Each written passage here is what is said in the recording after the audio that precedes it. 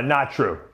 Maybe in like the first year I trained, I was like overtrained to death, but because I didn't know any better. But no, I used to take 2 days a week off where I did no weights. And if I wasn't contest dieting, that was it. Those 2 days I did nothing. I never did cardio in the off season ever because it would inhibit. My metabolism was too fast to do that, and it would inhibit my gains. I couldn't eat enough food as it was. Those 2 days that I would take off, and believe me, I'm a mental case. I used to like to train. I would have gone to the gym every day gladly.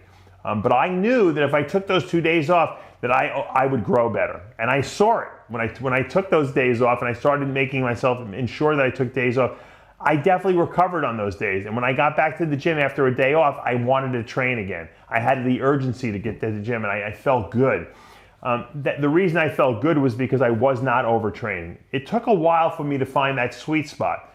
Even when I was taking 2 days a week off from the gym, I was still doing too many sets for a long time until really Dorian came out and started talking about how he cut back the volume of his training. And I'm going to do a rant on this, possibly in the next week about what high intensity training is, because the essence of it is stimulating the muscle enough to grow.